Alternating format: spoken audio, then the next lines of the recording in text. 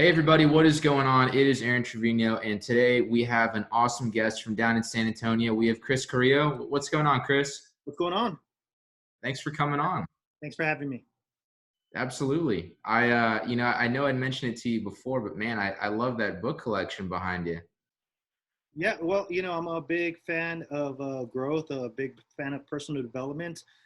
If you're not growing every day, you're just, you're either green or growing or ripening and rotting. And I'm trying to grow as much as possible. Yeah, no, absolutely. We're obviously friends on Facebook, but I look forward to seeing the content you post because it kind of picks you up a little bit. I'll see a few of your posts. I start thinking, oh, Chris is right about that. Okay, Eventually, it plays out, right? I'm gonna share a little secret with you. Um, I try to lately since the beginning of the year, and we've had a controversial year. I post controversial stuff just to stay relevant in Facebook feeds. I really am a proponent of sharing stuff. Life's very tough, and you're getting garbage thrown at you every day. And so if you look back before the year started, it's all positive motivational stuff. But if you look at my Facebook feed of late, it's a little controversial. I started changing it up here the last 2 weeks. I said, I got to get out of this mess of getting tied into people's arguments, because if somebody is got your energy, if they got your attention, they got your energy. And if you're not feeding your own life, they're going to suck the energy in life. And I posted this a couple days ago. Everything starts from energy. That's the only thing we're given on this earth: our time, our energy, and our freedom. And if somebody else has that energy, they're taking away one of those big magnifiers, those multipliers to succeeding in life. And so if you're looking at my Facebook feed, it's a lot of controversial stuff, but for the most part, 90% of it, since I've had it since I think 2009 or something like that. It's mainly just to motivate people, because my hero is Darren Hardy. One of my heroes is Darren Hardy. He wrote the great book called Compound Effect, but check it out if you haven't read it. Um, I love inspiring people to progress in life, and so I try to. The only reason it's controversial is to just stay relevant in this crazy. Because you gotta, if you're an entrepreneur, you gotta get people's attention, and for some reason, we're driven by fear as humans here on this earth, and that will get your attention more than positive information. And so now I'm trying to get back into that positive motivational stuff that'll maybe pick you up or get you to think a little bit, because I read or consume personal development 2 to 5 hours a day after I'm done working 12, 15-hour days. So yeah, I'm on 3 hours of sleep of last night. So yeah, definitely. So a little bit about myself on the Facebook stuff. Okay. Yeah. You made a real great point there about energy and obviously basically picking your battles and kind of knowing, what to give your energy and attention to and what not to. I know it's probably been tough for people out there, with everything going on. You get, caught off guard. You're not on your routine, maybe not going to the gym, not eating right. Your work schedule's thrown off. How do you suggest people, keep their energy up through this time? Yeah, that's a really good question. So I actually thought about this a couple days ago when I said I'm giving my energy, the little energy that I have after I'm done working my ass off. Uh, I need to recalibrate what gets the momentum going. In order to get momentum going, you have to create some type of energy. So what I've been trying to do is make sure I said, screw giving my attention to anything that's negative on social media, and just start focusing on my physical health. I just turned 36 here in July 2nd. And I said, I'm a big believer that life on the professional side is broken down in quarters, right? So you have your professional life starts from the age of 25 to 35. That's your first quarter in life. Your second quarter is from 35 to 45.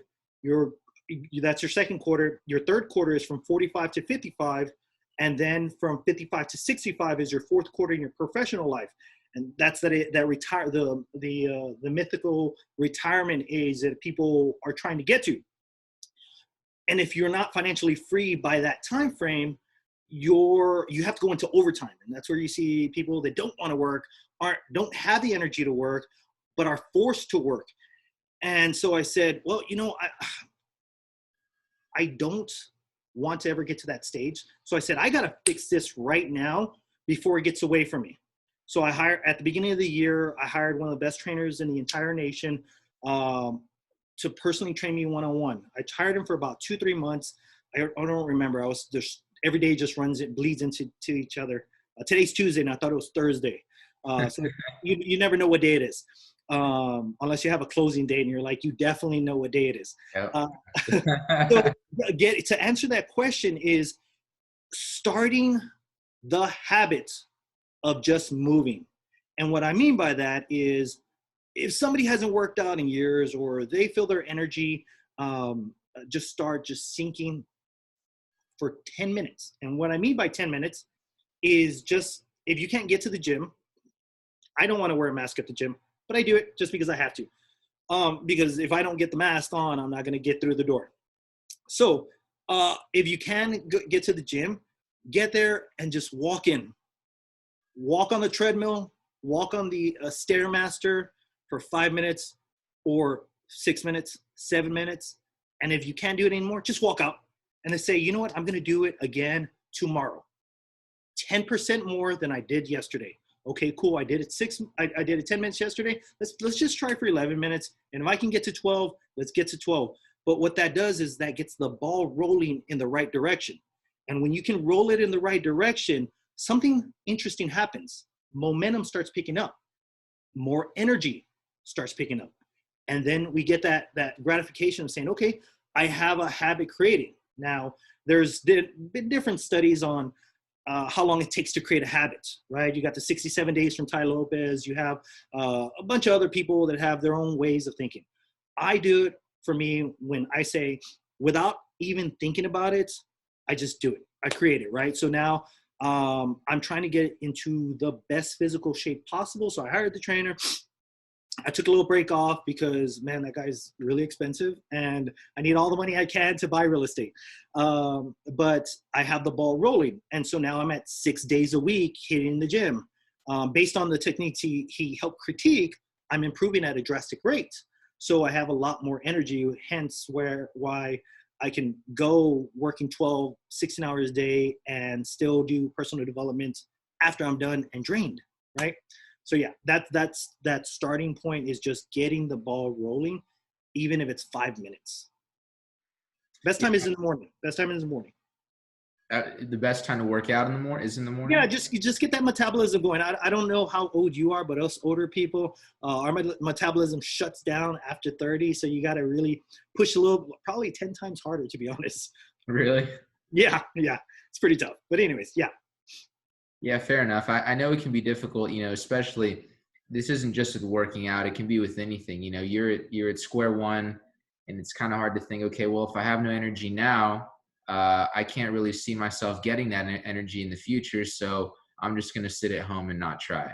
Well, see, the thing behind that is we're in our minds looking at other people's end results, right? We're on Instagram. We're like, man, we're looking at this guy, man, he's got an 8-pack chiseled out of stone, not knowing that there's a lot of editing behind that, not knowing that somebody spent 4 or 5 hours editing that one photo on top of them being a professional swimsuit model, right? Or a supermodel or bodybuilder. And we're like, we're never going to get there. We don't get there until we start. And it all begins with just starting and saying, hey, you know what? I have a goal. I'm going to focus on this goal and I'm going to forget about everything else. And that revolves to understanding what is our main goal, right? What is our purpose and does it fall in line with that main purpose and goal that'll help us eventually get there? See, the reason I work out, let me be honest with you. The reason I'm working out is so eventually my goal is to be an international speaker, fly around the world. I cannot maintain a schedule that will demand a physicality. If I can't try to get there if I don't have the physical body to be able to sustain that type of schedule, if that makes sense. Yeah. Absolutely. You're just, fueling your vehicle the best way you can. Yeah, exactly. So, when did you kind of get into all of this, kind of talking about the body and energy levels, and, you're talking about these books that have kind of sculpted and molded your mind. Was there any particular moment that just kind of hit you upside the head and got you into it, or what was kind of the? Yeah. So luckily, Aaron, luckily I was born poor. I was born poor in the projects here in San Antonio. I moved 16 times by the time I was 16 years old. By the 15th or 16th, I think it was about 13 or 14, 15. I can't remember the time frame. My mom figured out a way to get out of the projects. We moved multiple projects and Section 8 housing, and we got one house, right? I think she got it owner finance. I don't remember, but it was right outside of a very prestigious area in San Antonio called Alamo Heights, one block over. And she sent me to the local HEB, grocery store here. And that opened my eyes to a different world of how people operate, how people live. It would be the equivalent in Austin of going to East Austin before the gentrification happened, where it was really, really rough, right? And then going to Austin Westlake. Two different worlds that ran parallel, but just two different worlds they had never met, right? And so I was just open to the understanding of there's a different way of operating and different way of living, from just the physical presence of people, how people presented themselves, how they walked, the way they dressed, the way they just smiled.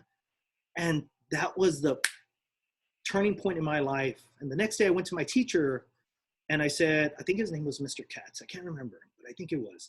I said, he was reading the financial statement, the business section in the newspaper. And I said, how do you get rich? And so he was the one that led me on the path when I was 15 to say, rich people invest in the stock market and they buy real estate and they read a lot of books on how to get really good at it. And so ever since then, I started figuring out a way. I'm dyslexic, but I figured out a way to go to a library. Just remember this, 3% of people own a library card. So it's not a crowded location and there's not a lot of people there. So there's a lot of social distancing at those locations, right? Pun intended for right now, what's going on. But you're gonna, it's available to everybody. And I would go and just real estate investing for dummies, investing in stock for dummies, starting off with just the fundamental basics of understanding the simple philosophy of how one goes from not knowing anything to understanding how to speak the language and then applying what is being taught in those books, right? Jim Rohn said that the 5 major pieces to the life puzzle is your philosophy, right? What you think is smart and what you think is risky will ultimately determine reality. Your attitude towards that philosophy, taking action on that philosophy, that attitude, and then the results you're going to get, right? Your philosophy, your attitude, your actions, your results, and then creating and sustaining the lifestyle that you fashion with the results you were able to create. Man, that was pretty good. I haven't listened to Jim Rohn in a long time, but let's put it this way. I think I listened to that thing probably 300-400 times. So it's drilled in my cells, right? And I have such a passion to train because he's not around anymore. The guy died back in 2009. So that philosophy, I don't want it to die. So I'm trying to intertwine it with when I speak to people. But yeah, that's that spark was that one person that said, just go in this direction. And that scenario of going to the grocery store that changed my life. Yeah. Absolutely. Yeah. Yep. That was a neat story about, going to the grocery store that changed your life. I know you kind of mentioned it. You used the word smile. You said, someone in Alamo Heights would kind of have a different smile compared Yeah. to when you were back in the projects. But, if you could just take money out of the equation, what was the big contrast, I guess, in terms of maybe some sort of interpersonal skills or just, the demeanor that people had? What's the big difference between the neighborhood you grew up into a neighborhood like Alamo Heights? So the big difference that I see is in those two different worlds, from the poverty side, right? They're operating with a lot of fear and anger, right? It's a lot of fear of not the unknown. the anger of not knowing how to change that scenario. And so, and this is just my personal experience, they're freaking mad at the world because the world set them up for failure, and not taking responsibility for that. I personally, at the age of, as a teenager, said, I'm not going to be dependent on somebody to change and to take responsibility and take care of me. So I don't want to. I saw my family, my family grew up on handouts, right? And not really taking advantage of sometimes hand ups. And then this other world over here. Uh, when I was walking, and the first time I just saw the confident smiles of knowing that, and maybe I just, I wasn't a psychic, but I could read their energies in the sense that if you take this away from me, I think I know how to get this back. And I think I know I have the confidence because, well, maybe I was put in a better situation, maybe not, but I took advantage of what I had given to me, and I'm using it. And now the results are, or the lifestyle that I live is because of the results that I was able to create. So yeah, that's the two different scenarios that how I saw them play themselves out. Yeah, absolutely. So kind of once you had that little paradigm shift in your head after HEB, that HEB moment for you, um, had you always worked in real estate since the get-go, since your teenage years, or how did you get into real estate? So when I was younger, my mom told me, she said, you need to figure out something that's going to be, but one thing about my mom, right? What I love, she passed away 2016, a couple years, several years ago. She was my unfair advantage in the sense that she didn't provide much financially, but she did provide the unfair advantage uh, for me in, I'm an entrepreneur by just my spirit, right? If I'm not getting to do what I want with my time, it feels like I take my soul and put it in a cage, and I'm not free, and it drives me freaking crazy. So she gave me, and she understood that. She understood me really well. She gave me the confidence that no matter how many times I failed, I could always count on her love to be there, right? So one more time, I got a little distracted thinking about that, but that one question you just asked, I'm sorry.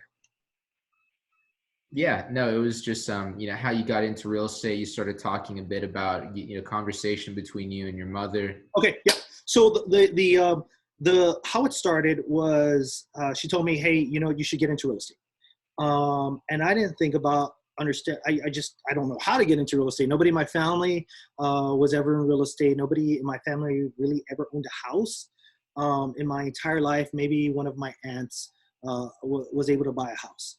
And so in my 20s, I started reading Robert Kiyosaki's book, Rich Dad Poor Dad. One of my favorite books, if not the favorite book, that altered my life, altered a lot of people's lives. And then his cash flow board game.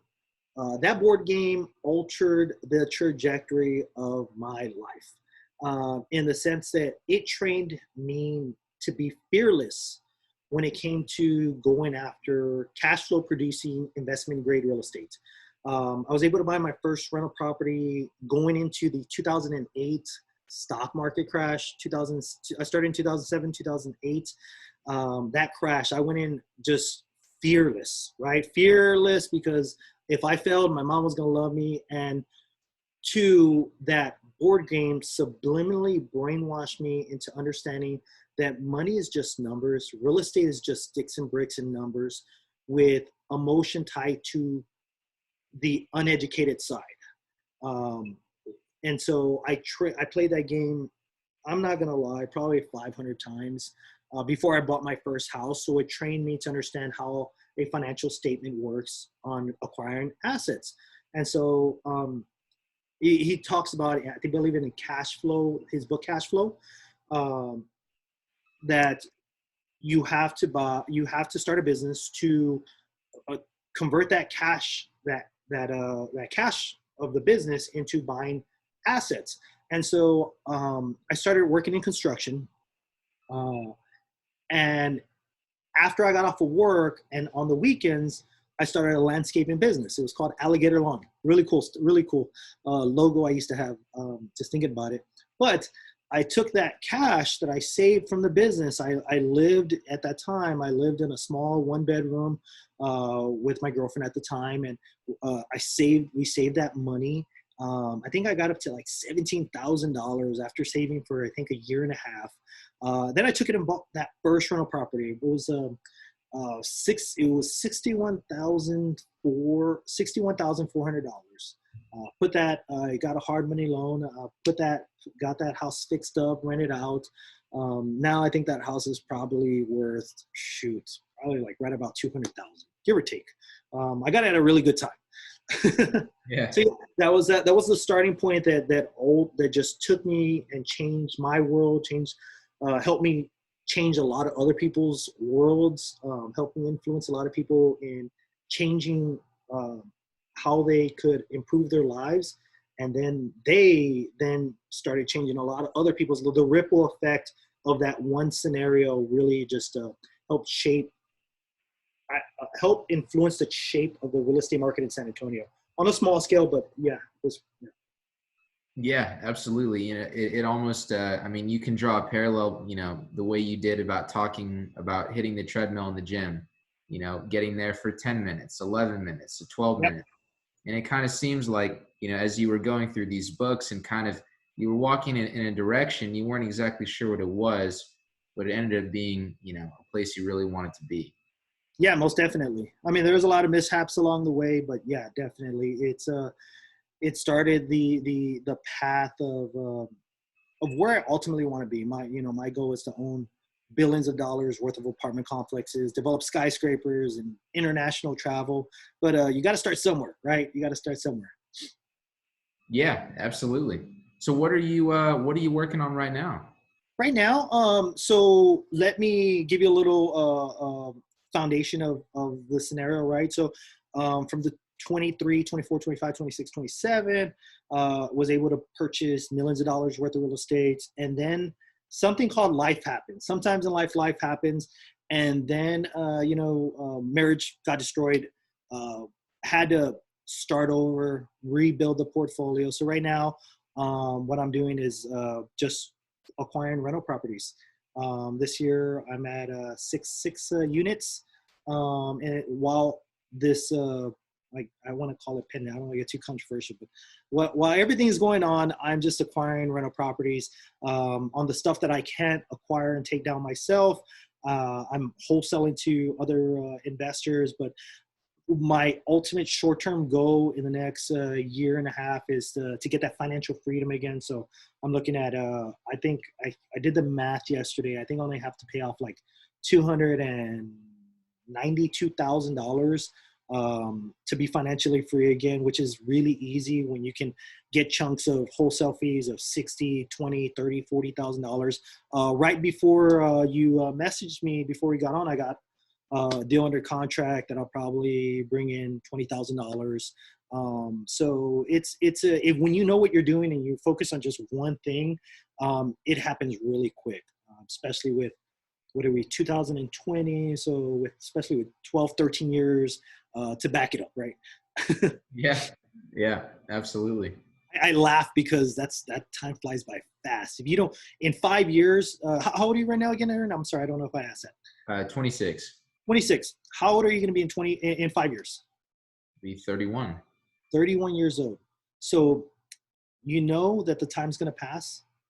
Start doing what you intended to do right now, because that time's going to fly by anyways, right? And so 36 right now, I said, man, in 5 years, I'll be 41 years old. I should have a pretty decent sized portfolio. I'm fine. I don't have any consumer debt, so it's a lot easier to get there when you don't have those. I don't have the student debts. I pay everything off cash. So that time's going to fly. Either the time to take action is now, because when you look back, you're going to say, man, I wish I would have done this, right? Let me give a little story, right? So very few people that haven't followed me for 10 years I used to work for a real estate organization. I taught hundreds of real estate seminars. I think it was about 700 real estate seminars to teach people how to get started in the investment process. And then they would go to a 2-day class where they would learn how the techniques behind it. The number one consensus I got from that was, and I was your age when I was when I was teaching it. I started at the age of 24, stopped at the age of 29, somewhere around there. I can't remember. I don't remember the exact age, but the average age of the people that walked through the door was 55 years old. I put the numbers together and I said the average age is 55. And the number one thing they said is, I wish I would have started when I was your age. You know, number one regret, right? After they understood how real estate works and how the numbers work, it doesn't take much to get started. I'm being 100% honest with you. If you put energy forth, if you do your homework, because lack of you doing your homework in the marketplace, in school, it doesn't mean squat. I'm gonna be honest with you, right? You don't need a college degree to succeed in life. If you're gonna be a doctor, you better hope your doctor has their degrees, right? But when it comes to being an entrepreneur, it's getting out there, failing, succeeding, figuring out what doesn't work, and then keep on applying and growing. But the idea of just getting started and not waiting till time passes to regret, because I don't know what your ultimate goal with this podcast, Aaron, or this interview. What your ultimate goal is, if you just starting right now, and then maybe who's to say you're not the next Joe Rogan, right? Getting that not $100 million contract, but maybe like what's his name, the Chiefs quarterback. The previous contract before that was $250 million, and now it's $500 million, right? Because you don't know. You don't know, you never know. You might get that really good co-host to just shoot you out through the roof, and you get 1 million followers, and now you have, YouTube, or I don't know if you know what library is, but if you have a library knocking on your door, check it out. LBRY. It's competitor to YouTube, decentralized, really cool stuff. LBRY. Check it out. But you never know, you might have them knocking on your door and saying, "Hey, Aaron, we like what you have to offer. How about just $1 million contract?" You just never know, right? And you started the process. You started that trajectory in the right location. So same with me, right? Those people that said, "Hey, I wish I would have started at your age." And looking back, I started when everybody was losing their freaking house in the biggest real estate crash since the 1920s, right? Everybody was afraid. And I said, I'm just not afraid. I'm not. So, yeah, it's just that starting point. You got to start. Yeah, absolutely. You summed it up pretty well, kind of talking about your journey when we're teaching those classes 23 through, what was it? 24 to, I think, 29. I think it was 29, 30. Yeah. Okay, fair enough. So, I mean, I know you kind of mentioned a bit about the energy, a bit of, doing your homework, and, it's not like school, it's real life. It's about taking those, taking a leap of faith, scraping your knee and getting back up. But, for someone starting at square one, they're looking to get started. Maybe they have a bit of cash on hand, maybe they don't. Where do you start? So your philosophy is the greatest determining factor on how your life works out, right? A little bit of personal development in the subject that you want to start growing in. Just a little bit. But one podcast for 30 minutes, one podcast for an hour, and then taking the rest of the day. Can I cuss? Sure. The rest of the day fucking up until you figure out how it works. You want to get into real estate? Here's a book. Where is it at? I don't know where it's at. Okay, I was gonna show Than Merrill's Wholesaling Bible. Just get it started. Read that book. Go out there and just freaking knock on doors and learn to get good at what doesn't work. Find out what doesn't work. Two, if you're an entrepreneur, the number one skill set an entrepreneur needs to have is the ability to sell. If you cannot articulate in a concise format your message, remember, people's attention span is this much in any society or any age group, be it 5 years old or 50 years old. Attention span is this much. You need to learn how to get that elevator pitch down to where people, one, know who you are, what product you have to offer, and how it's going to benefit them, because people are always tuned into their favorite radio station, WIIFM. What's in it for me? If you can't articulate what you're trying to sell them, that's going to benefit them, you're done for. And you got to be able to do it in less than 15 seconds. So getting really good at sales, understanding what you want to do, making a commitment. That commitment is probably the most important thing, bar none, right next to breathing. If you're not committed, you're just going to maybe tiptoe and try it and then go and zigzag back and forth into the newest, hottest thing, drop shipping or whatever you want to call it. Just focus on one thing and get really, really good at it, and then master the art of selling and just go out there and fail as much as you can. Whoever can fail the most is going to win. That's what I've seen. That's my experience, knowing what doesn't work and then knowing what does work. And then if you're lucky enough to tag on, hold on to the coattail of a mentor, and not saying, hey, knock on their door and saying, hey, I want you to be my mentor. Let me give you an example. I ultimately want to go into development and develop. I went to somebody here in San Antonio that is developing. And I said, hey, I'm not going to give his name up yet, but I said, hey, I'm doing my thing.